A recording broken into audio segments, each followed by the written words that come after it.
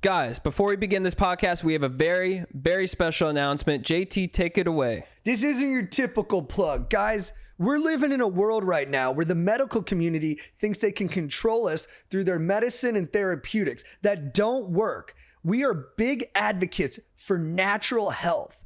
Everything you need to feel good already exists in the world. That is why on March 24th at Black's Beach in San Diego, we will be doing the Million Man Perineum Sunning event. 1 million of us will go there if you come and flash our undercarriages to the sun, the greatest node of natural health in the world, in the universe. Not only is it going to boost your health, your stoke, but it's also going to start a worldwide movement to legitimize natural health, and it starts with you. So we want to see you there, March 24th, Black's Beach, San Diego, California.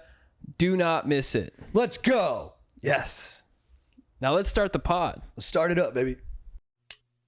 What's with deep? Going deep. Chad and JT. Mostly sophomore year. I watched The Holdovers. Oh, did you like it? Yeah, have you seen The Holdovers? I haven't seen it yet, no. So it takes place at New England boarding school.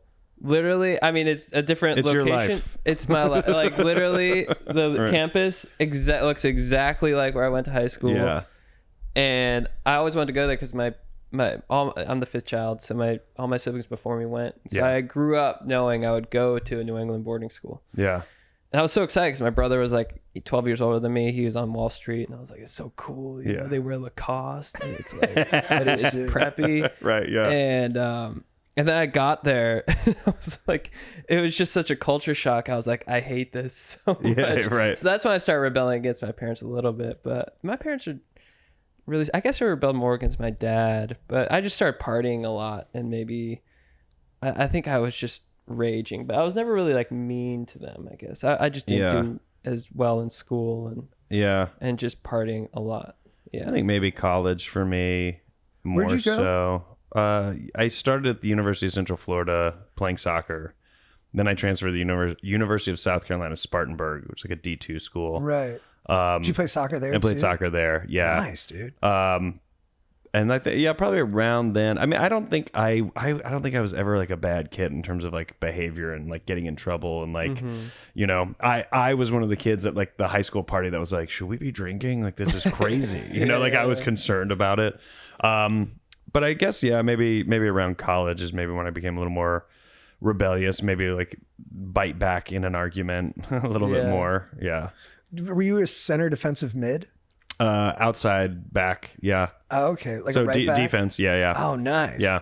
So what was did you like come attacking up on that flank and kicking some crosses? I wanted to, but and like when I played club soccer, I was a right wing. And so it was great because I loved, like, I had the timing down of when to go. I knew exactly where to be. And then in college, one of the first games at that new school, a dude got hurt played back, right back. He got hurt like the first game of the season. And the coach was like, can you play there? And I just wanted to like play. So I was like, yeah, I can. And I could. So then I got that position. I just kept it for the next 3 years. And I was like, fuck, I want to go forward so bad. You're a victim of the need. Yeah. That's right. Do you think were like the athletes really hilarious that you hung out with?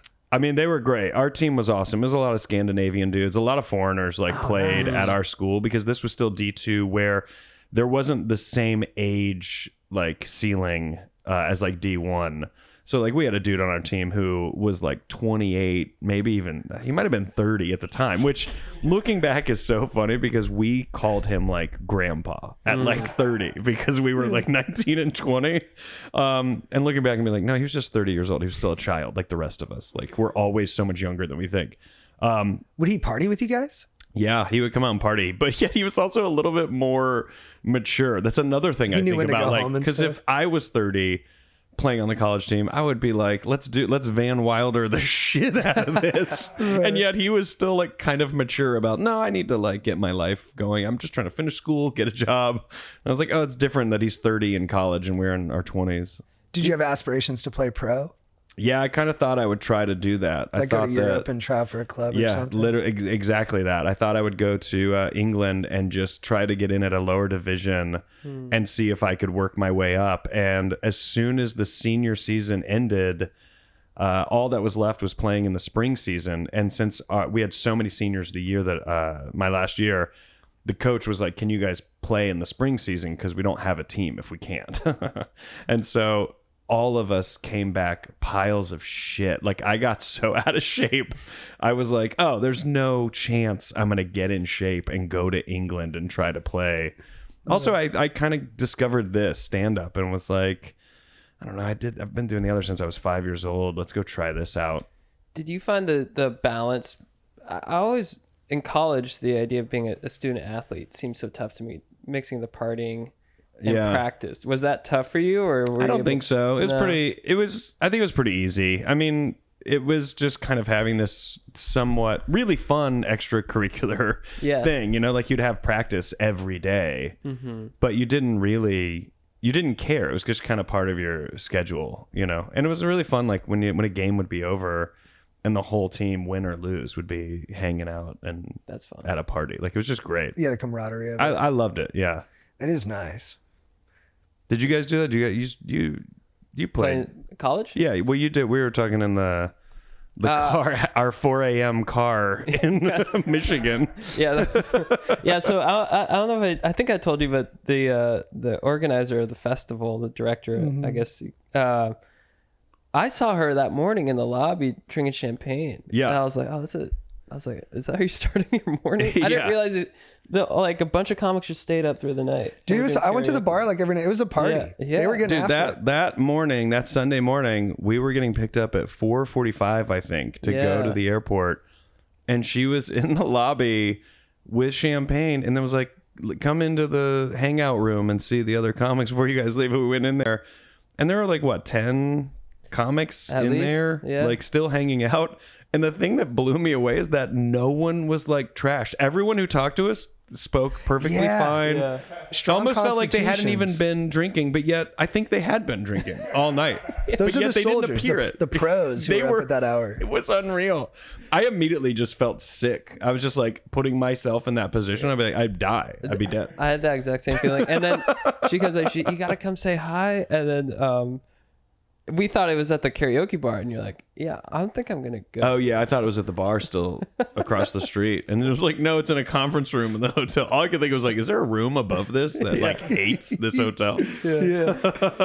I think those festivals, people really get wild too. Like it's a real, like you're away from home, you're with a bunch of like-minded people. There's like a palpable, like almost summer camp energy too. Oh my God, Bridgetown. Did you guys ever go to Bridgetown in Portland or know of it? Oh my God, the Bridgetown Festival was exactly that, but it was so massive. And it was in just this kind of in this one neighborhood, but it was spread out to like other venues. But I mean, people just raged. Yeah, we did Moon Tower a couple of, that's probably the closest similar vibe. Yeah. And then it was the same idea, but though, like everyone was just getting it. And I think also when you get comedians out of their home base, everybody's a little more like open, you know, they're not in their clique or in their routine. So everyone's just a little friendlier. I think so too. Yeah. It's so fun. But yeah, in college, I just surfed. So I would do that pretty consistently, actually. Because I was 30 minutes from Santa Cruz, so I would go. Oh right, yeah. Fairly, I would sometimes go before class on weekdays, which is fun. But I had a bunch of friends who played rugby, but that's about it. Yeah. That's a good one. I like. What about the water polo? Do you do? High school. Oh, in high school. Okay. Yeah. I wasn't great at it. I was a little too small, and I just didn't have. I don't know. You don't like team sports that much, right? What's up? You don't like team sports that much. I think I would. Yeah, I like the solo pursuit of surfing. I think that was. Yeah. I just love that more, I guess. Yeah. But I did swimming and I played lacrosse. Yeah, I guess I was always more of like a solo kind of sport guy. Yeah. Golf? Golf, yeah. Sticks a little. Probably like 10 to 15 rounds a year, I'd say. I heard you're a good golfer. Whoa. Is that a lot? No. Laughable. Yeah. That's why I do. That's a lot. That's 1.2 a month. It's okay. Nice. Yeah. I hear you're a good Putting golfer. in the decimal point. That's a next level move. I'm taking a big swing. I'm okay. Yeah. I haven't played in a long time. No, I you're kinda good scaled though. back. I can go out. That's and what a good player says is I'm okay. Well, the thing is, sometimes I can hit a shot that is very impressive, and then the very next swing look like I haven't played before, and so that every now and then does it all string together and I put up a score and I look great. But it's a fleeting image because the next time I play, it's like, I forgot every mechanic. I don't remember how to putt. Right. Why was I putting so good that time? Who do you compare yourself to when you're qualifying your Tiger. Yeah, that's what I felt. Did you read the Tiger early Tiger? Yeah. Did you read the Tiger book? No. It's pretty It's great. crazy. Well, it's just insane. Like it's not like a very kind retelling of his story. Like it's all about the crazy shit he did. But what I find the most insane is he redid his swing like 4 times. Like even after he won the Masters, he was like, no, there's issues with it, and completely restructured the way he plays, which I just think is like, I don't know, to have that kind of mentality when you already have that level of success is beyond me. Also, to even want to do that. Yeah. It's like so bizarre. Like you're doing fine. Like, nah, I want to change some things. All right. What a risky move. Do you get irritated when people try to change your swing? Yeah. No, I don't think anyone even the guys I play with would just They're be not that like, invested. Man, you got to fix that. I took one lesson, and I got to say lessons make a massive difference for people that are like kind of playing or interested in playing. I put off lessons for a long time, but one lesson, just a few pointers can really change everything and make it really fun. But yeah, I don't play enough. I do hate it when you play with someone who has a note for you and you're like, I'm playing way better than you. But also they're like doing horrible. It's true. Yeah. Yeah, I vacillate between the cocking the wrist at the end. And my dad's always like, you got to cock the wrist. But then next time I see him, he's like, no, you got to keep them stiff. And I don't know what to do with that. I know. It's always, And he's like, when you come back, then you cock it. And I'm like, I don't, it's too much. I just. So you have like a loose improvisational style when you do stand up. Do you approach golf the same way? I don't know. I don't even know how I feel about golf. I used to be so obsessed with golf that I would like, I try to play very early in the morning if I can. And I mean, I would set my like outfit out the night before. I'd be so fucking excited to get up. I would like I would have coffee ground and ready to go just to hit start, like get in the car, like being up early, going and doing it. I love all of that. I think what I've come to learn is that I love the casing around the day, and then actually being out on the course around the 12th hole, I'm like, fuck this. I think golf should be 13 holes. I think it should. It's too long. If that, or at least that should be an option of like how to play, because 13 holes would be so perfect for me. Because the moment I'm kind of over it, and someone's like, "There's one more hole to go," I'll be, "Oh, great." Yeah. I'll get re-energized. Yeah. And the only time I love 18 is if on the 10th hole I'm actually putting up a decent score. Then I'm kind of like, all right, can I keep it up? This is kind of fun. Yeah, your whole body's engaged. The ball's actually kind of doing what I want it to do, which is rare. So that feels good. But you're in command. Yeah, 13 holes. But I don't know. I try to like hit fun, weird shots, but yeah. It was a reach by me. I try to go out there and talk about my marriage, but no one will hear it listen to it. I also like the way you're talking about where it's like the actual playing of it isn't fun. I was thinking about this the other day. Like, I don't know if I have fun doing anything. Like, all fun to me is type 2. It's all where I look back and I'm like, I'm glad I did that. Oh, okay. Yeah. So in the moment, it's kind of not. No, totally I'm never there. in the moment. Like, I'll remember this. Like, I'm a huge fan. I'll remember this in like a week and I'm like, that was the fucking best. But in the moment, my body is just like springing. I know what you mean. I think I have a hard time being in the moment too. I think it could potentially be the nature of this gig that we have, where we're walking on eggshells all the time, that we have to kind of be looking forward to see if we have a decent idea or if we're like, is the output, or how are we doing? Like, what is the thing? Like, even in a world before social media and podcasts, and if it was just stand up, you were still like, am I doing enough? So-and-so got this gig opening for somebody. Like, should I have gotten something by now? Right. You know what I mean? Like, and literally you might be having those thoughts while crushing at like a mic, just doing like 10 minutes. Yeah. And you get off stage and you're like, oh, I didn't even get to really enjoy it because I have this anxiety in the back of my mind about, I'm not doing enough. Yeah. I know what you mean. It's hard to change. It's interesting to me that you have that too, because your stand-up is so like fun and free-spirited. I think on stage is the only time things really kind of sync up in that way. And you're loose in that, just kind of like what it is what it is. Yeah, kind of I'm just attitude. kind of like, oh, there's the crowd. I have to do this. So it kind of like eliminates other things seeping in a way. But I had to get to that point because it wasn't always that way. I think I had to get to a point where I felt secure in my in what I was doing. I felt secure enough that like in DC, that's where I started, like enough comics being like, hey, you're funny, you're good at this. Like I hate that there's so much validation necessary for me to really kick it into the next gear, but it sort of is. In sports it's like that too. If someone's like, oh, you're really good at doing this in soccer, I will then be so lifted up by that I'll go, oh, great, I am good. All right, great, let's go. It's fuel. I think the system does run on that. Like I need it, and I don't always know I need it, but then when I get it, I'm like, whoa, my whole day just got brighter. Yeah, and then you just make more confident decisions. I think it's true for probably most people in any line of work. You just kind of get behind people, and they'll you'll just have a better output. Everyone will enjoy it more. But yeah, with stand up, I definitely got to a place where it was either through enough rejection or a sufficient amount of like, I don't know, acceptance that I started being like, you know what, let's just fucking have fun. And this is the only space where, you know, I can get up there and weirdly connect with like, you know, anywhere from, you know, 8 to 300 strangers. It's like such a bizarre thing that we do. And so is that like post dilation or before dilation? It probably was a little bit,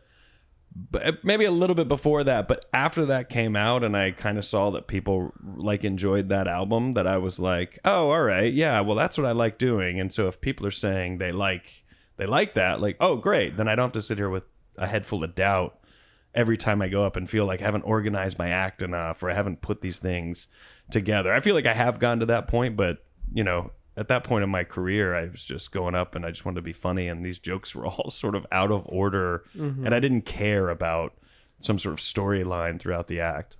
Did you always have kind of that loose attitude in life socially as well, or was there kind of areas in your life where you were that way and then areas? I don't think I've ever been too, probably in a negative way, probably haven't been serious enough about certain things. I've been a class clown my whole life, always looking to make a joke, always looking to like say something, even in the most dramatic, like sad moment, knowing like there might be one buddy nearby who would think that was funny, and like literally put it all on the line with these other people going, oh, Rory's a fucking asshole, just because my friend laughed at it. That was like enough for me. Those comments age well, though, I feel like Those moments in time. Yeah, like everyone will look back in years and be like, that was a gift that he gave us. But we just weren't prepared to accept it because dad had just died. Exactly. It's exactly like that. And those like worst moments is when maybe it's our curse or gift, I don't know, we just connect dots trying to find the funny angle of the thing, even when it's really sad. And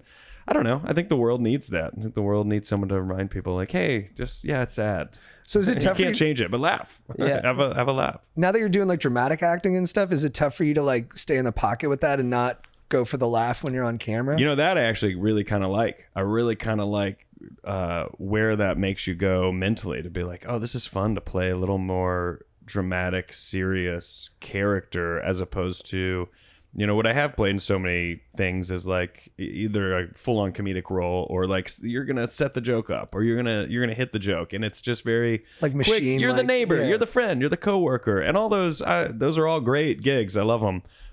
But when someone's like, you know, at least in something like physical, where they're like, you're the husband and it's more serious and you're gonna cry in this scene, like that terrifies me. And so by nature it kind of excites me, because I'm like, well, I don't even know if I can do that. And the twist is, there's still a twist, but the twist is you have to go deeper, and like reveal more about yourself. Yeah. And I think there's something to that vulnerability and a comfort in no longer protecting these things. We feel this vulnerability, we feel like we have to protect. It feels so much better to just let it out and just go, oh, you know what, actually this is who I am and what I think, and it all helps. Can you see it when that. you watch yourself? Can you see the vulnerability happening? Like when you watch, if you watch, what's so weird is that I just said this to someone the other day, like I can't really, it's not like I'm actively trying to not see myself or be like a weirdo, like oh, I'm an artist. But when I watch it, I kind of don't watch like I'm watching myself. And in a lot of ways my stand-up is like that too. We premiered the special last week, and I was like in the audience watching myself, and I was like, oh, this is gonna feel very strange. But like I would watch it and I would legit laugh at points I still think are funny, but I wasn't laughing in this sort of egotistical way of like, oh, we're all enjoying me up there. I was laughing like I wasn't even a part of it. Like I literally was in the audience, and it isn't a choice. It's just like this instinct that like, oh, when I'm watching something, it's not me, it's someone else. I think that's maybe because the way we grew up watching so much TV and movies and shit. If you have a crying scene in acting, how do you approach that? Have you been able to cry before you were asked to do that? Were you able to do it, or are you kind of going into it like, I don't know? It took me a while. This was probably in physical was the first time I think I was able to hit it, but it wasn't like easy to get there. I think I could over time if I was given roles where that was like a thing. I would maybe figure out how to tap into it, but for this, I tried to like take myself to like a sad place, think of like my own personal things, and then somehow try to apply that like in the scene. But you know, when cameras are going and you're with another person, you know, you have these other triggers that are distracting you from just like closing your eyes and like, like focusing. the gaffer's like moving a light. Exactly. And you're like, bro, come on. Yeah, and you're just kind of like, oh, I'm trying to get to this place. The only great thing is that with shooting it, you know, you're in the middle of the scene. If you're supposed to like be getting there, you're like, oh wait, hold on, no, don't cut, like stay. Like you can almost orchestrate it a little bit until you're gonna get there, and then ramp up into the delivery of it, which is a great benefit. But I gotta say, on that show, working with Rose Byrne, like it's crazy to watch someone just cry and like know how to do it. I was gonna say like, that must make it easier to cry, right? If she's there. Oh, she's just incredible at like watching her do it. Where she has a scene where she has to do it is like. It's surreal because they're like, oh, you have so much emotional control. And at 43, a guy who grew up in the South, I feel like I'm just learning about emotions now.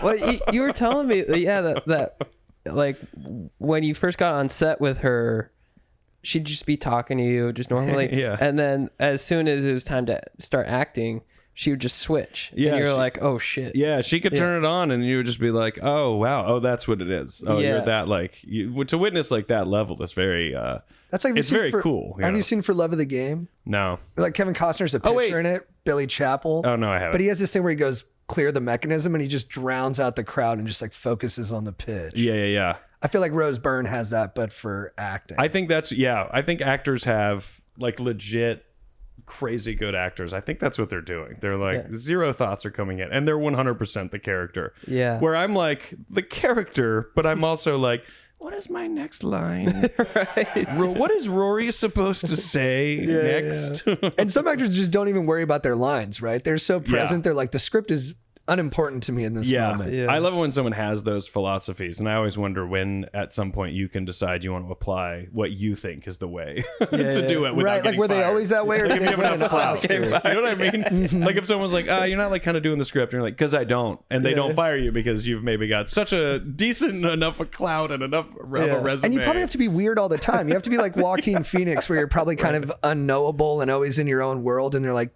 they just give you the benefit of the doubt. Yeah, they're like, oh, he's got it. I'm too nice. Like when I'm at craft services, I'm too much of just not nice, but I'm just like too normal. I'm like, yeah, hey, what's up, man? Same, yeah. Well, I think it's just our nature, but I think it's weird too because we do stand up, and you know we've learned like the etiquette and the social aspect of going to a stand up show and being at a stand up show.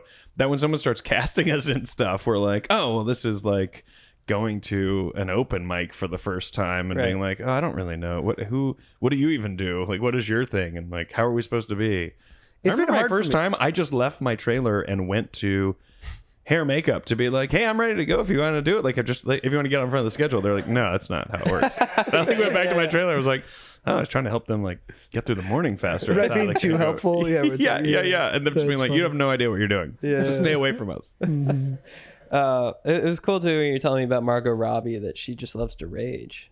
Yeah, Watching her, well, at the premiere for Babylon, someone was like, "Yeah, she'll shut this place down." I was Yeah. like, "That's fucking dope." Yeah. She would have done well at the Traverse City Comedy Festival. She would have crushed it. She would have been the queen of the whole town. Someone did karaoke and ended it for all the other comics. I forget their name, but they really, when people do karaoke, but they're putting like a lot of their life force into it. Yeah, yeah. She did that, and it was like, oh, it's over for everybody. They did Like, "Don't Stop Believing" by Journey, and they were like, "Well, no one's going next." yeah, comics got sad. I saw people like visibly drop. They were like, "This is my life that you're singing about." Were you more of a comedy fan? I feel like I'm totally guessing, but were you more of a music fan than a comedy fan? Growing up, I don't know. I think I kind of both kind of turned on at the same time, just because like friend influences. I was always just listening to mainstream music, whatever was on the radio. I had no musical opinion. And then like a kid at school, my buddy Christian was like, I just thought it was so cool. He had all these CDs, and then at his house, like, before we would leave, when you just had like the CD player in the car, he would like pick out 4 CDs. And I was like, oh, that's so cool. He's picked out the 4 that we can't go outside those 4. That's all he's got in the car. And I thought it was so great how he would kind of do that before he left the house. And all of the CDs were so wildly different, like all over the place. It wasn't just one genre. I mean, like true, legit, dark death, Norwegian death metal. Those guys are crazy. Where they all murder each other and shit. And then like Varg jazz. or whatever his name was. Right.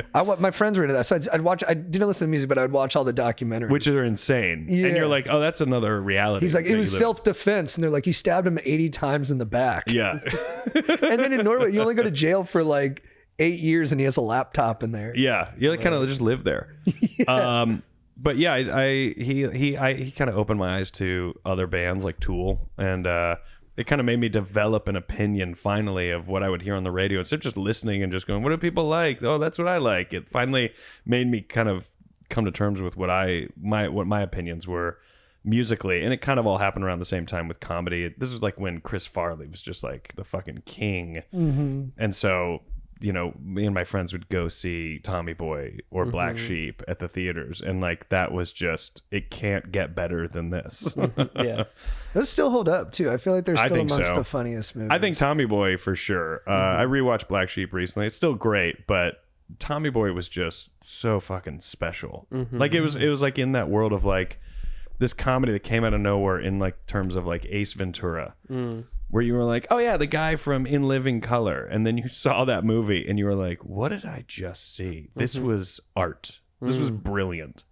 That's what Tommy Boy felt like. And you scheduled your tour around Tool's schedule. Yeah. Right. Back in 2020, we followed them to different towns to like, we'll go see some shows. Yeah. The money we make at the show we do, we'll buy tickets to go to their show. That was our plan, and we're just going to do that for a little bit and be like, who knows? They take a long time to put albums out, so this will be, who knows when they're, it's not that they don't tour, but we were just like, let's just go do this and say we did this, and then they found out about it, and so we got to get to know them and go backstage and That's so cool. see all the shows for free, which was Yeah. I don't know, we would have seen even one show. Like it wasn't like our ticket sales were massive. Is that your favorite band to see live? One of them, yeah. I mean, I like Fish a lot. I've seen Roger Waters a bunch. I wish I could see like Pink Floyd. Do you like Metallica? I do like Metallica. Yeah. I would love to see that live show. I've never seen them live. I think I would really enjoy it. I went through a moment in time in high school where Metallica was huge to me. I saw them in August, but it was at SoFi, but the seats were way too high. It was like, I was like, they'll be high up. I brought my girlfriend. She's into Metallica. And I was like, it'll be high up, but it'll be awesome still. Yeah. But they're just like dots. And I was like, trust me, like this is sick. Yeah, and trust me, that's the band. Yeah. Trust me. Trust me. And I was like, yeah, it looks like Lars. Wow. It is kind of crazy how spread out they are. Yeah. It feels uncomfortable, like Yeah. Like their too band far away arrangement from on each other. this- Yeah, because Oh, they're just they're so far away from each other, which I get. It's like you have a big space to fill, you might as well. But And they're pretty annoyed with each other after 40 years of touring. They're I like, mean, it seems like you probably you have to be, I think. yeah, right. Yeah, I mean, I think all those bands, like when you read like Keith Richards' biography, half the book is just him trashing Mick Jagger.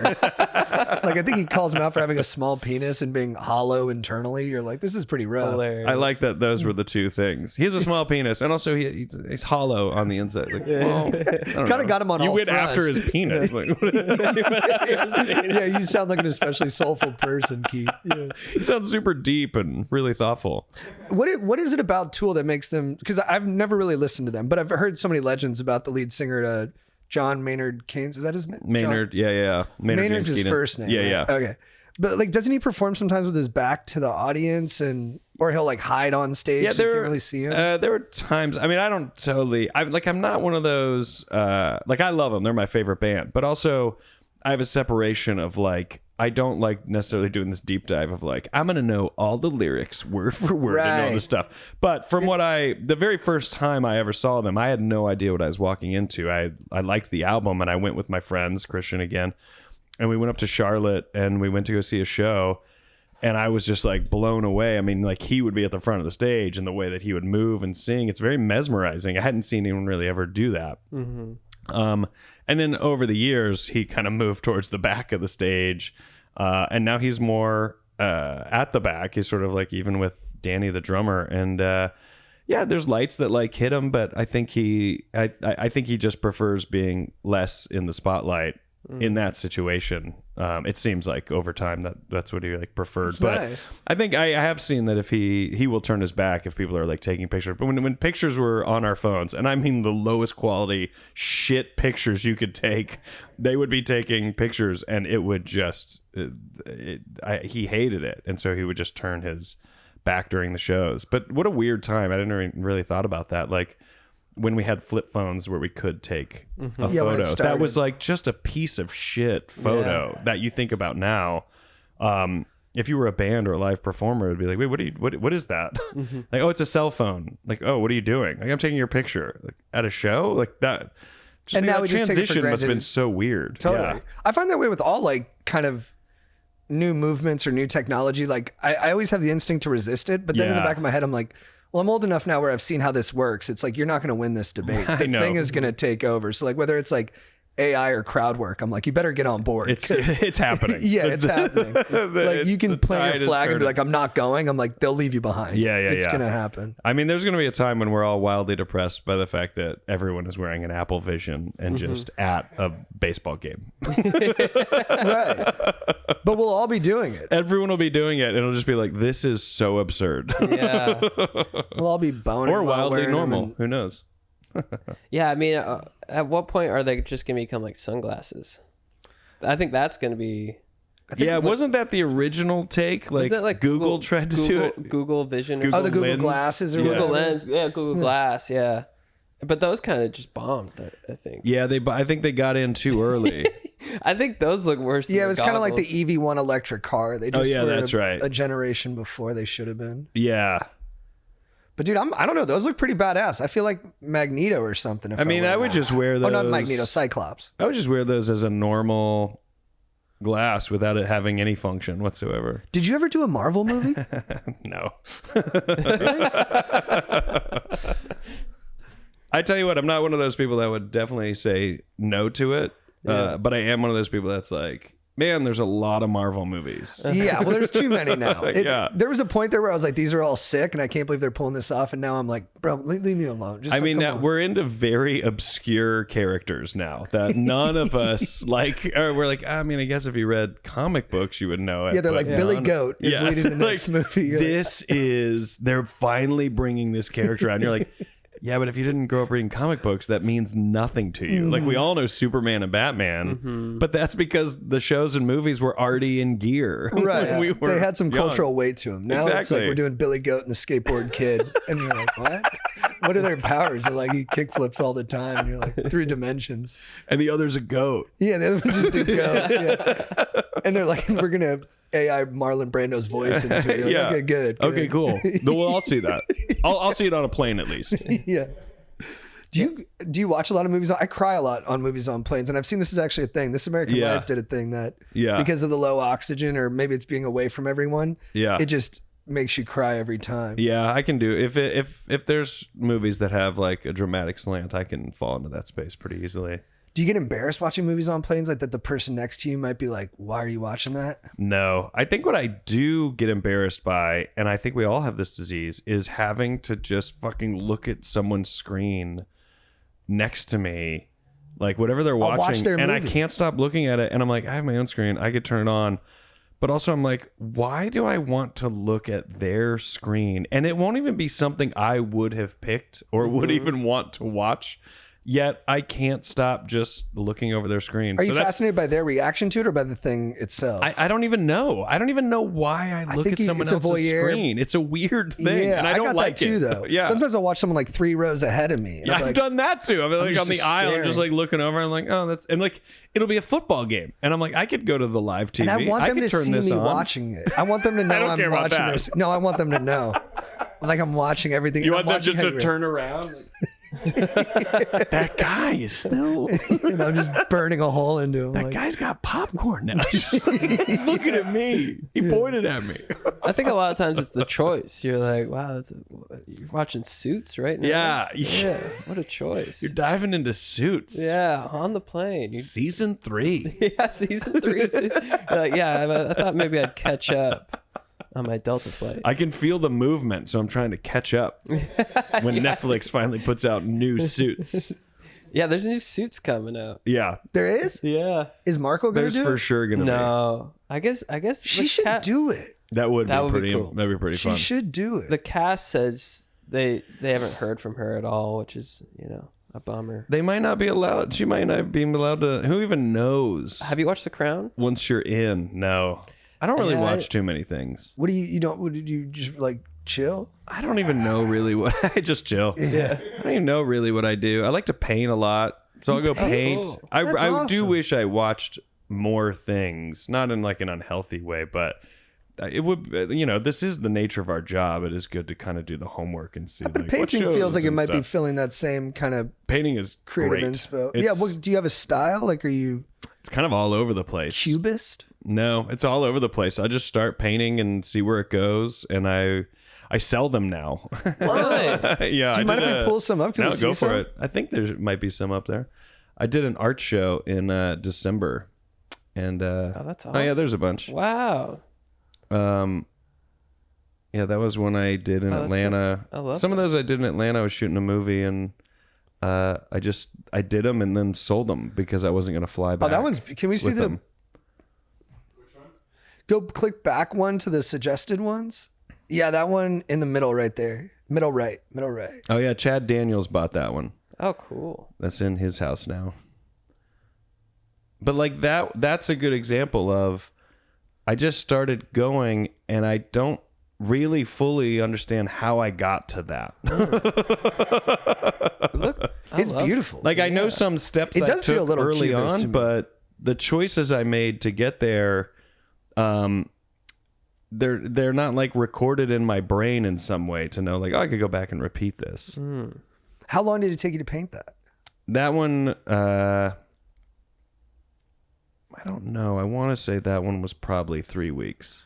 Wow. So you But I kind of kept walking away from it because at every once you're kind of going and you kind of like it and you know you're not done yet, you then start to live in fear of a choice that blowing ruins it. it. Yeah. And so you got to let it breathe a little bit and come back to it when it's right. but it's weird because there's a version where you let it breathe and you take your time and patience guides you. There's also a version where the patient taking your time, you're now so far detached from what you were doing, you can't remember The spirit the of it. wave you were on, right? You like surfing. Oh, hell yeah. Dude, now you're speaking my Okay, now I get it. Yeah. This makes you start I was lost, but painting. as soon as you said wave, I was like, oh, okay. Yeah. But that wave you're on, you're like, Yeah, oh, I yeah. can't remember why I was making those choices or what I was even aiming for.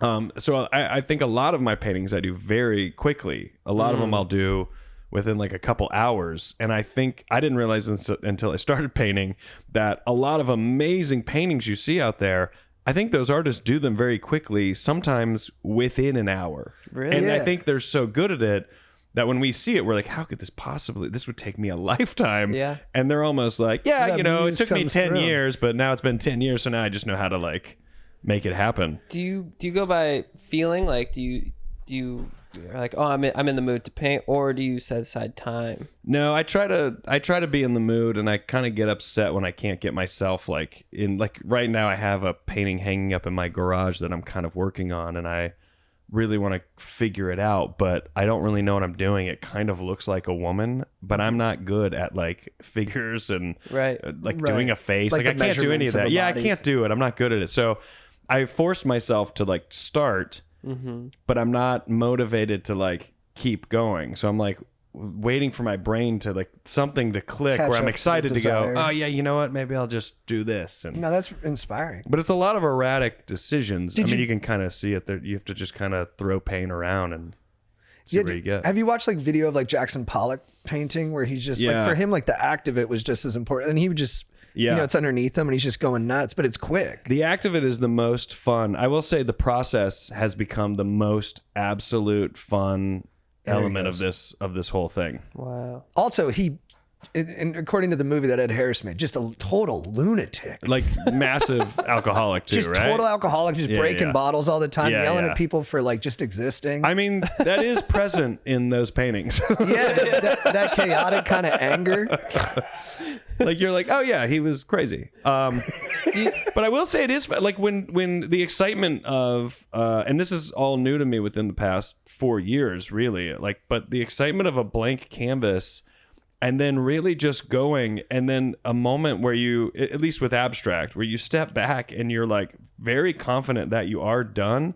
Like that feeling is incredible. It's actually so incredible that the prices I put on my paintings are high to an amount where that's the amount I'd be willing to part with this painting. And I Wow. have stacks of paintings. I Right. think I've done 110 Wow. in 4 years. So you started 4 years ago? I kind of really got into it in like 2020. That's when I really well, it's all dove pure in. choice too. Like you're Yeah. choosing what to put on there, you're choosing when it's done, and then you're choosing its Yeah. value. It's all like I try to tell people From the to gut. do it. I tell people, I'm like, it's not about being a painter or being like good at it. It's really just going and buying like, you know, like a 24 by 24 canvas. It's pre-stretched. It's like getting No, I'm some gonna do it paints, now. and it's like getting like 2 brushes, and it's learning how to not try to paint something, not sit down because you're trying to have some sort of an end outcome. The way I like to explain it to people is if you go play basketball right now, it's not because you think you're gonna fucking be a pro basketball player one day. You just do it, and then that's the game, and you'll play it again. the act of it is nice. The act of it is nice, and you know that if you did it every night, every week, and you Get played better. with guys, you'd be fucking great. You'd actually get really good. You might still never be a pro, but you might be like, I'm actually really fucking good at basketball. By nature, you would just get there. And I think painting, it's like paint. And then when you're like, I don't really like it, it's like, well, your income is not based on this. So just paint over it. Like just keep going. Like no painting has to have like, You don't have to do it right. you don't. And I think people think that every artist knows what they're doing, but they don't. They just wandered into making something and figured out how to make it. And those An artist is the blow person our who minds presides now. over the accidents. That's Yeah. what Orson Welles said. Yeah, I think that's true. Or someone smart like that motherfucker said. And I read it on a wall at film school, and I was like, that guy gets and it. it's right. Yeah, and he was Yeah. right. He was right about being Yeah. wrong sometimes, for sure. It will change you when you start interacting with colors and you make choices because you don't really think for the most part, like our clothing is probably the most that we really interact with color choice. And then when it's time to pick like a cover for our phone or, you know, I mean, Or my there's retainer. It's, you know what I mean? It's just not like so prevalent and big, but with painting, it's like, here's 5 colors. Which one do you want to choose? And not even giving yourself space to think why. It's like just instinctually, oh, blue. All right. And then just start doing something with it. And then like, oh, what does water do if I add water to the acrylic paint? Like, what if I add white and I'd make a different blue? And then like putting in orange. I mean, I said this recently on another show, but fluorescent orange is now my favorite color. Yeah. And it's only because I've now interacted with it. Before painting, I'd be like, no, I don't even like fluorescent colors at all. But now it's my favorite just because I've seen what it feels like to use it in a painting. It just feels so good that I'm like, oh, I'm connected to this in some way. I like it. Can we look up what psychologically fluorescent orange means? It's like serial killer. Likes to murder people. Do you buy into any of that? Like that there's like kind of energy or like mood attached to color? Or do you think it's kind of subjective? Warmth, excitement, and enthusiasm, fire, energy, and extroversion. Bro, nice color. All right, thank God. Okay, cool. Oh, fuck. Murder. Deeply complicated. Not good with women. Small penis, shallow. Small penis. Not friends. Hollow, Yeah. Hollow, small penis.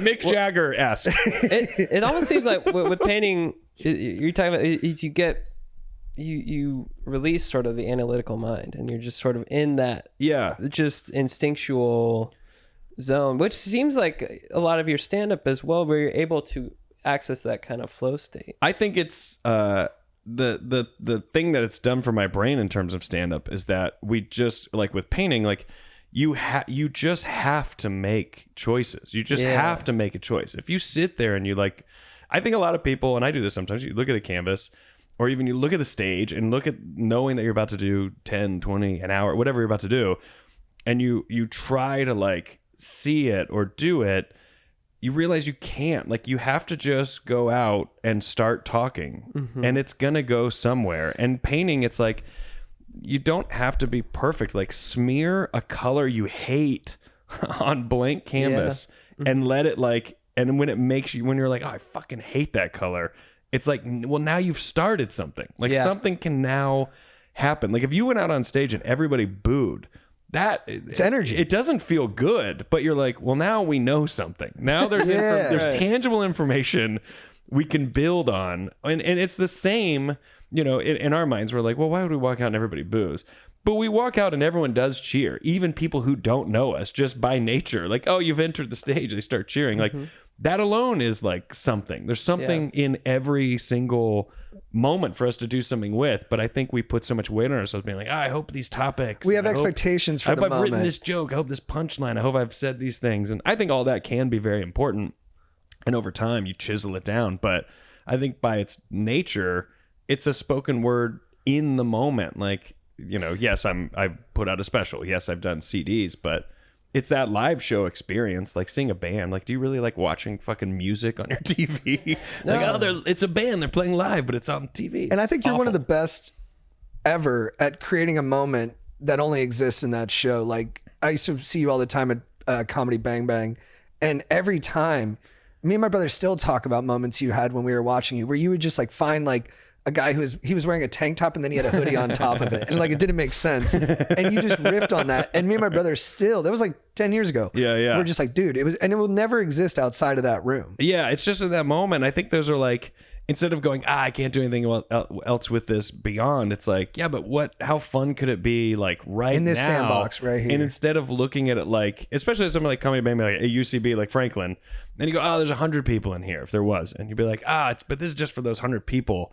I'm trying to make a product that I can sell nationally. And you just go, that's usually what ends up ruining the restaurants we like. That usually ends up ruining the products. It's usually what ruins the bands we really love, is that they almost get too far, and then like the vibe of it we're so detached from. To me, it's like, if people are at a show, like, that's why Fish is going back, like, Fish is maybe one of my favorite bands to see live, and I'm not even a massive fan. I couldn't name a lot of their songs, and I don't listen to their music at my house. But at a show, there's an energy, that crowd is there for it, and when they jam, I just know this is the one time it's gonna play out like this, and it's only now. And they've never repeated a set list since they became a band. And even that feels so magical. Like, they won't put the songs in the same order, and because of that, the same show can't happen. And there's something so like great about that. It's with stand up too. It's because I was so guilty of this for my first 6-7 years. Of, you're just so desperate for the approval of, like, I got to get the laughs, so I'm just gonna stick to the script. If I stick to the script, like, I'll be safe. Yeah. And only in the especially since we've started touring, you're having that ability to have like a thought in your mind and just say it. Yeah. And just follow that. Yeah. Is I feel like the audience can feel it. It just brings a whole new energy as opposed to when you're like, okay, I'm out here, I'm just gonna It's sort of robotic. yeah. And it's There's people who like the engineer guys like approach it that way with stand up too. They're a bit more like, I do that, and it's cool, but it's not. My brain's different. Yeah, and there's like it's like living in the moment. It's so just changes. Yeah.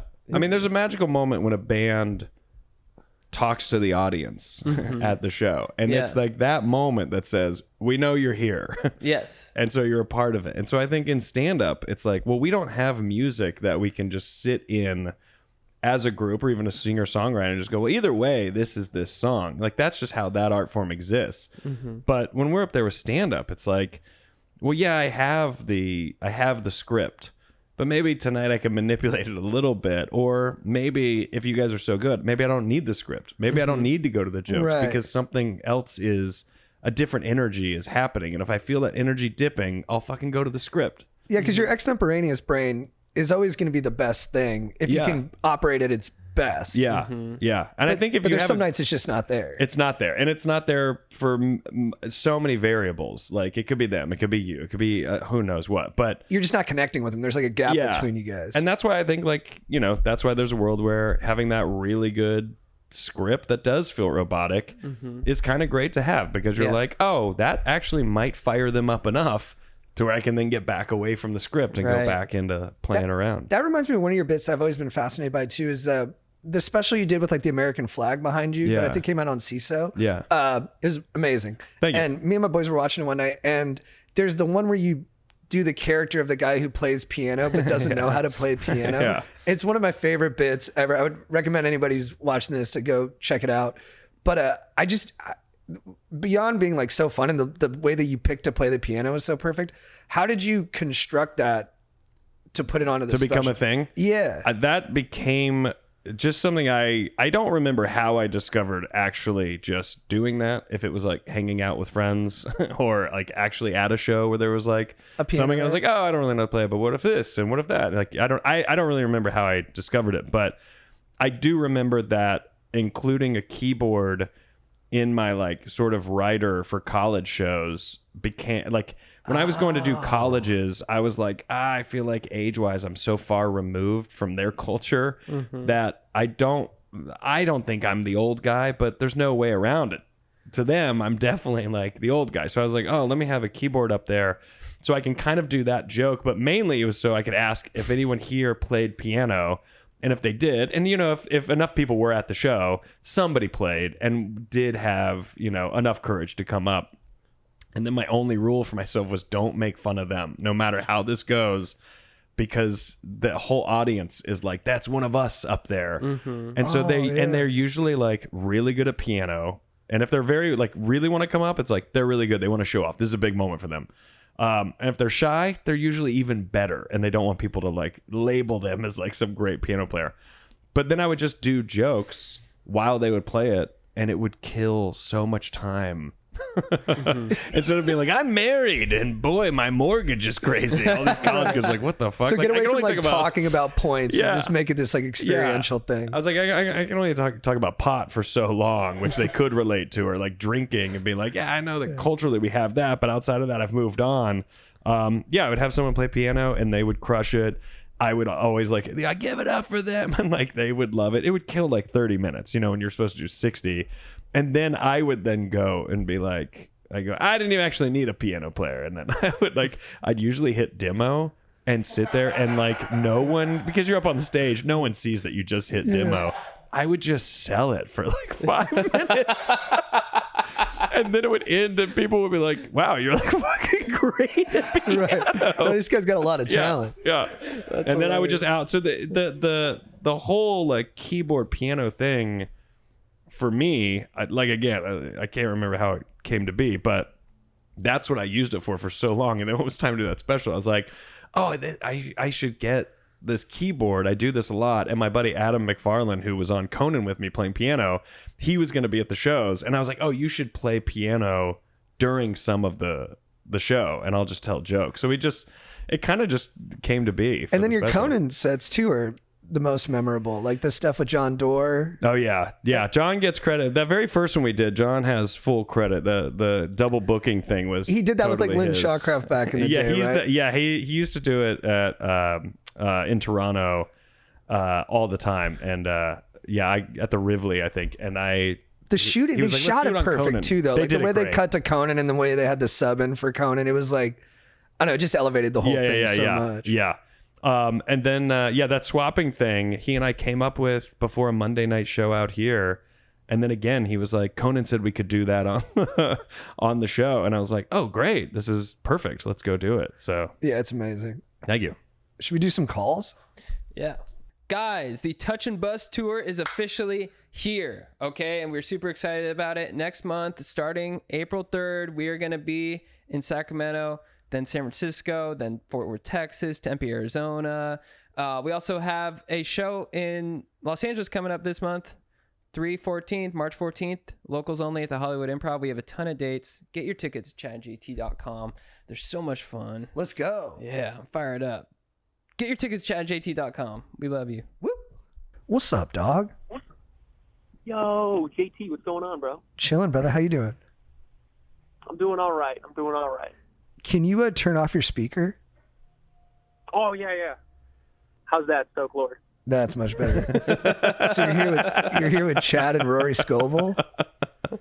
Oh, fuck yeah, dude. What's up, dude? What's going on, bros? What's up? What ails you, brother? All right. So, my best friend in the whole world, he's like a brother to me. Throughout high school, he was like the one that I always relied on. I'd say like probably in like November, I lent him some money, and we were always very cool with money. We always sent it back and forth to each other, whoever needed it. It wasn't a big deal. So I sent it to him in like November, right? We were so cool. We were always hanging out, whatever. And then I want to say like around Christmas time, he like stopped texting me. I'd ask him to hang out. He'd be like, sorry, I'm busy, which I get it. You know, he's busy. He's got a job. He's got a fucking dog he's got to take care of. We're 21 years old, by the way, so like we're young. And I texted him like 2 weeks ago, and I hadn't really ever said anything about the money. I texted him like 2 weeks ago, like, hey, yo, what's going on? We talked for a little bit, and then I said, hey, do you happen to have the money? And he sent it to me. And then he texted me back and was like, don't ever text me again. Don't call me. I don't want to hear from you. And I haven't talked to him since. He hasn't. I've called a couple times. It just went straight to voicemail. But he didn't like block me on anything because I could still see his Instagram and his Snapchat. He's and, like, living it up. Bahamas. He's at Pink Sand Beach. Not a thought in the world. He's not upset. He just said, don't call me. Yeah, I'm on vacay Yeah, he's for on a vacay. month. He doesn't want to get bothered. It sounds like he's got some shame around money stuff, which is very normal for people. I think he's not going to stay mad at you. He just needs to feel upset. Well, he's going to need more money at some point. And that's my worry, dude. Yeah, you don't want to become that guy. You don't want to become the guy that's just the relationship just for the money, for sure. Yeah. Oh, never.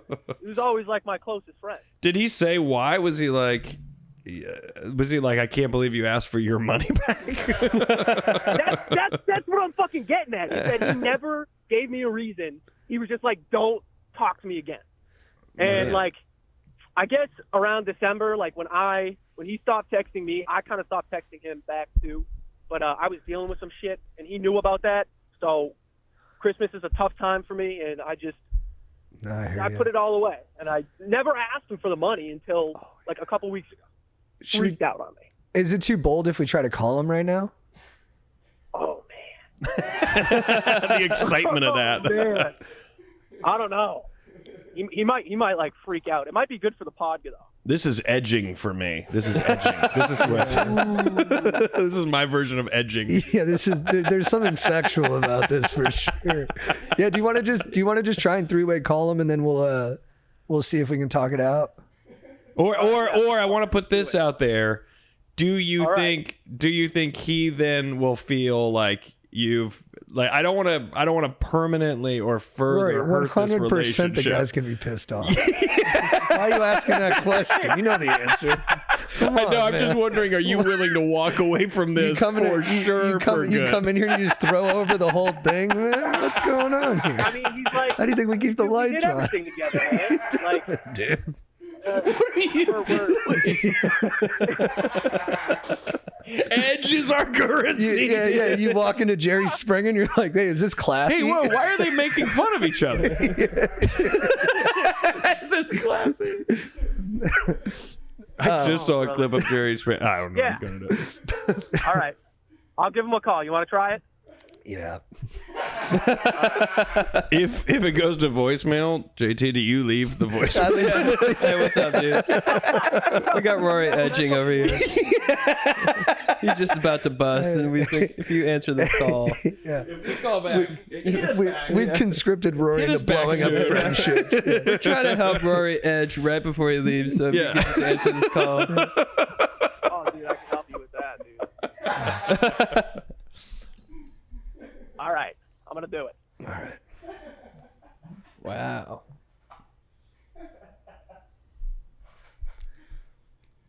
Last time we did this, we three-way called a guy and he hung up after 2 lines. But they sent me a photo of them later together bowling, so it worked out that time. Oh, that could be what happens here. We'll he hung see. up after he did 2 lines. I gotta go bowl. I'm not mad. I'm just on the move. I gotta bowl. I gotta go.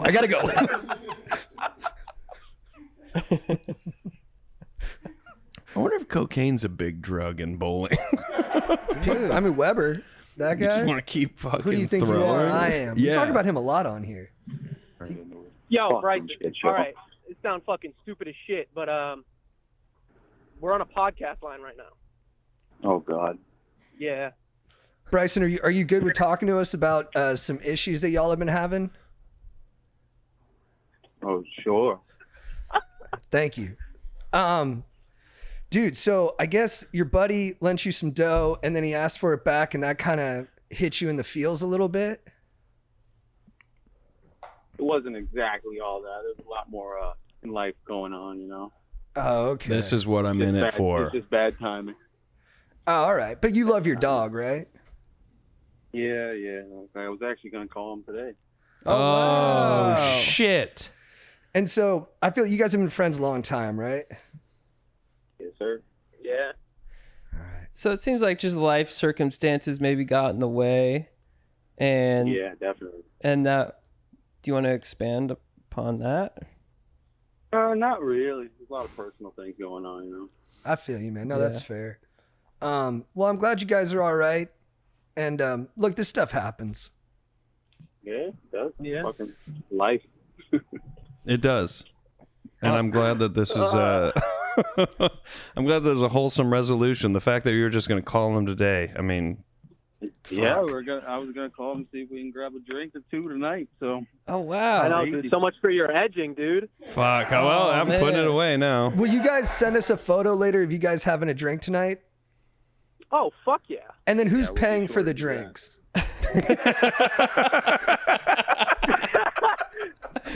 this rich motherfucker.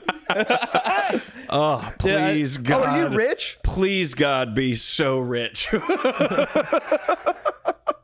I think cherry on top that would really help us peak is if you guys go bowling after. Send a photo. That's of a that. comme post. Fuck, dude. What if we get drunk and then go bowling? I mean, That's a common post. We could talk about it. Yeah. It's not We'll off talk the about it. table. Hey, well, you guys are both bold and brave, and we appreciate you guys getting on here. We're glad y'all are back together, dude. That fires us up. I love it. Oh, dude. Lords of Stoke, thank you so much. Thank you, Appreciate guys. You guys taking my call. Love you guys. Hey, guys. Later. wow. Wow. Dude, that guy, he sounded like a Boston guy. He's like, yeah, he's just a fucking dude. I like that guy was like, nah, we're good. Energetically, I kind of switched sides. So I was on the one guy's side, and when I heard the other guy's side, I was like, oh, maybe he's actually, yeah. I was like, did too. I was like, oh, maybe he should have kept the money.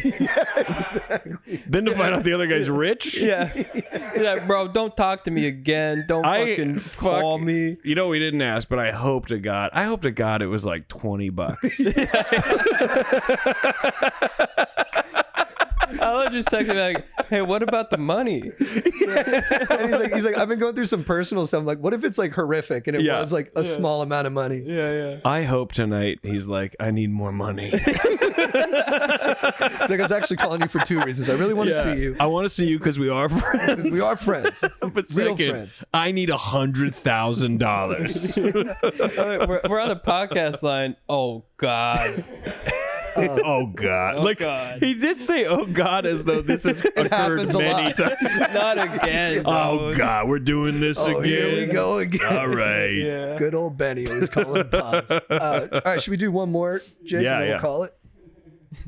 I was in the hospital. He asked me if it was $5 back. I was like, oh. I was like, dude, I'm in the hospital. I just had heart surgery, dude.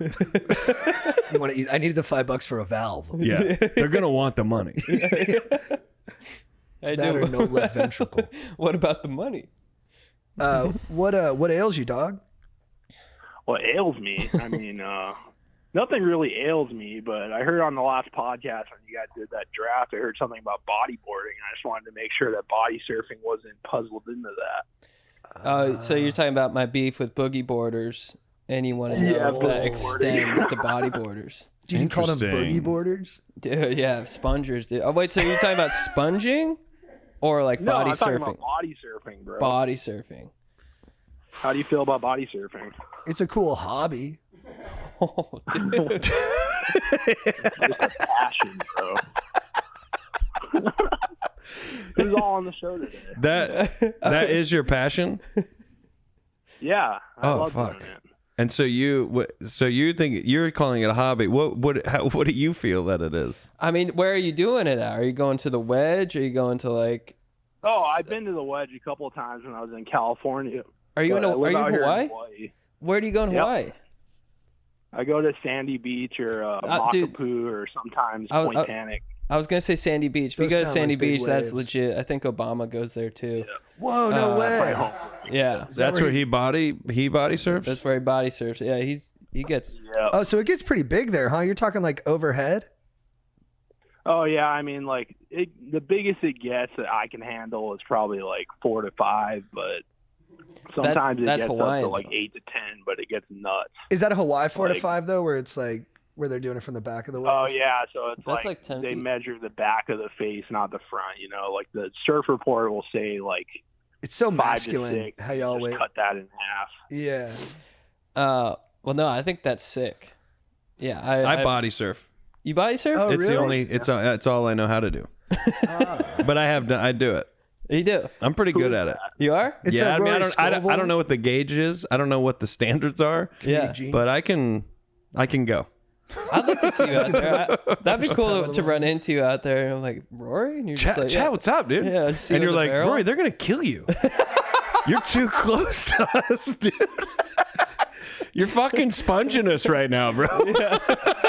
Do you rock like one of those shark fin like hand things that body surfers use? Sometimes I use a hand plane, but most of the time I just go out with my fins and just Legend beast natural, killer. man. Where are you from originally? I'm from East Oahu. Oh, you're sick. native Hawaii. That's awesome, dude. Yep. Well, dude, I got some Hawaiian blood in me. I mean, you're the real deal, dude. yeah, I want to say mahalo for calling in and for bringing this up, Hey, but bro. I think You guys are awesome. I really like listening to you guys. Oh, that's kind, man. Thank you. You're awesome too. Yeah, he's like, I'm My honor joking. to be I'm on the show. I won biggest Barno at surf camp because all I did was play dodgeball. So I'm not really like I'll pick on people and I'll call them lame for what they care about, but in terms of actually putting my money where my mouth is, I can barely swim. Yeah, That's really bold. Yeah, Yeah. No, but I'm not backing off, dude. The crazy thing about body surfing is like you really don't have like a flotation device. So Yeah. like, No, you really don't. when things get sketchy, they get sketchy. Like I was in a contest like 3 months ago, and like I took a left at the wrong time, and then I look out and there's just like 5 sets coming in. Oof. like a 5-wave set, and I'm just diving under for like a minute and a half. And you know, like the idea is to keep your eyes open underwater, but when it's like nothing but whitewash, there's like nothing to look for. Do you think about your family when that's happening? I think about my family. No, I mean, like, I just try to keep air? it cool, you know. Like, you know, I think Chad said it last week. He just kind of let the ocean take you where it wants, you know. Oh, Yeah. Chad. That's how I feel. That's dope. Yeah. That's on your T-shirt right now. Oh wow. Yeah, I was just reading my T-shirt, dude. No, dude, I would have said. I know it is. I wear, but yeah, I mean, especially if you have no flotation device and there's a big swell out there, if you're at the mercy of the ocean. So I mean, I total respect for what you're doing out there.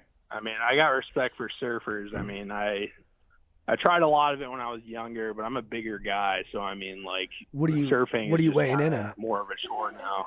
Oh, I'm like 300, 6'3". Whoa! Oh, so you're like an O lineman out there. Oh yeah, totally. Do you find that like the smaller guys who are body surfing like don't think you can hang and they're surprised when you're so nimble on the wave? Oh, totally. I mean, like, when I was in that contest, I was heavier by everyone by at least 100 pounds. Is there any Like, benefit to being heavier? I think it just, I mean, I'm always been kind of natural in the water. So, I mean, it's just, I don't know if there's a benefit or loss, but you just kind of got to know how to like move your body around, you know? Yeah. Yeah. I mean, the ocean can handle it. You know? I mean, I might sink a little bit more at the end. There's of the no weight wave, classes and wave riding. You got to surf with guys your size. Oh, Well, Is boogie boarding, is that just like... that's just where you have the Yeah, but I mean, like, in terms of like the social, like the optics, is it just like fuck those dudes? The hierarchy. Yeah, just massive coup. oh, I mean, there's definitely. Well, I think they don't like it when you call it boogie boarding because that makes it feel like it's like a Kmart sport. Yeah, the Yeah, word yeah, boogie, boogie, Yeah. gnarly boarding. Or if you're out at like Malibu, I got my rad board. if you're out there and there's some guy, you know, and you're like, you're a beat it, sponger. It's more just fun to say. I have no beef, but you know, it's No. No, it's always fun to be tribal. For Yeah. sure. Oh, Yeah. Believe me, I just kind of like, you know, body surfers get like last priority out there sometimes. So it's like, you know, like I'll even have like priority on the wave and a bodyboarder will pull in on me and it's like, there's nothing I could do about that. Yeah, well, and because Like, you got the least amount of speed. Oh, I mean, like, I wouldn't say the least amount of speed, but I mean, they just have an easier time taking off sometimes, you know? Like, they could get off deeper than most body surfers, but it all depends on skill level, you know? And then Like, when you were at the wedge, how big was it? oh, when I was at the wedge, I was there in, like, I think it was December of 2020, and then I went once again, like, a year later, and it was, like, the first time I went, it was like 3 to 4. Then the second time, it was like 2 to 3. But like, I only got that wedge experience once, where it kind of like the wave kind of forms into the inside. It's kind of strange. It's a stupid wave. Like compared to Sandy's, you know, I think it's like a little bit more forgiving, but it looks gnarly as shit when you're kind of coming down the wave. You know, it's more forgiving than Sandy's. Oh, I think so. I mean, like I took a bigger wave at the wedge and like I got picked up and dropped and I feel like it just kind of like there's more cushion, you know. At Sandy's, like, do you get thrown onto the sand a lot? Oh yeah, like Sandy's is known for like the most broken necks and backs in the nation. Whoa. Like there's constantly EMTs coming through there and it's gnarly. I mean, that's hot. Like the lifeguards try to tell people not to go in and some people are just like blind, you know. Yeah. Like, do you guys have to like self-police? Like, have you ever had to like kick some tourists or haoles out of the water for endangering I've themselves? had, you know, like they have rules when it comes to surfers, and like sometimes people will show up with like a soft top from Costco. Bro. They'll try to paddle out. Boner move, right, guys?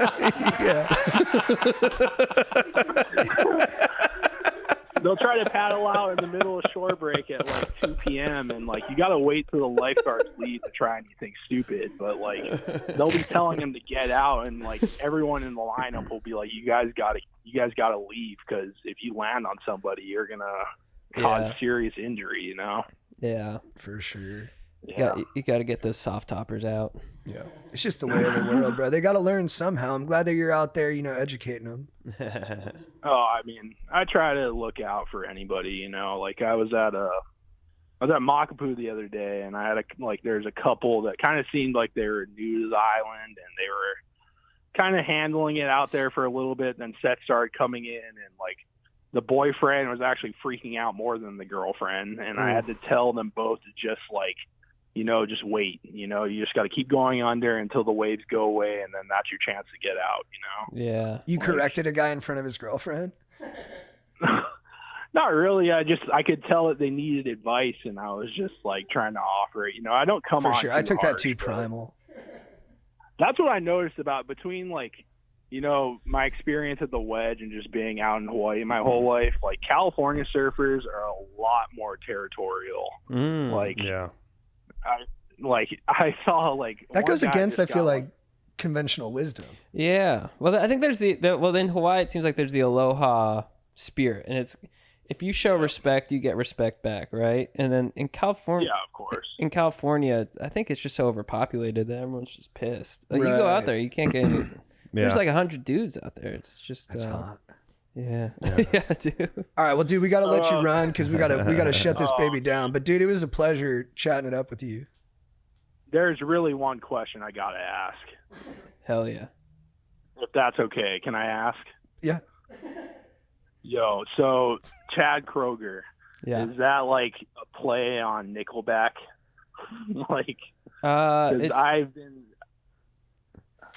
It's a passionate, it's just an act of love towards Nickelback. They're out here this Friday, and I'm really thinking about going to watch them. Oh, yeah, we saw them in Palm Springs like 6 months ago, and it was an acoustic set, but it was awesome. Top of their game. Yeah, they're just getting sharper, man. Yeah. You said Chad Kroger was like a Lothario up there, too. Dude, he was being a little flirty on stage. He doesn't hate the attention he gets, and he's not going to play shame up there. He's like, I am that dude. Yeah. And he's the king, bro. And honestly, I found it kind of inspiring. It made me want to step into my sexuality a little more. Yeah. Hell yeah. Yeah. Like if you got a question from a dude, he moved on. If you got a question from a chick, he took that one for a walk. Yeah. Just touch his butt, bro. TMB, baby. Awesome. Well, thanks for calling in. Mahalo. Yeah. Mahalo, guys. Mahalo. You're awesome. Keep it up. That guy was awesome. Rory, dude, thank you so much for coming on. Yeah, thanks for stopping Guys, in. thank you. This was so fun. Guys, check out Rory's special on HBO Max now. It premiered on the 23rd, correct? It premiered, I don't even know. Last week. I don't know when this is out, but it's available now on Max, called Religion, Sex, and a Few Things in Between. Please check it out. Yeah, it's awesome. I watched it. It's incredible. All your stuff's incredible. Thank you. You're truly one of my comedic heroes. Thanks, man. Awesome Thank talking you. to You're so fun to watch. Thanks. Yeah. Thanks, guys. And we got a chance to see this hour live, too, which was incredible in Traverse City. So much fun. Yeah, thank you. So, guys, please check it out. Check out all things Rory. RoryScovel.com. There we go. If you need advice, these guys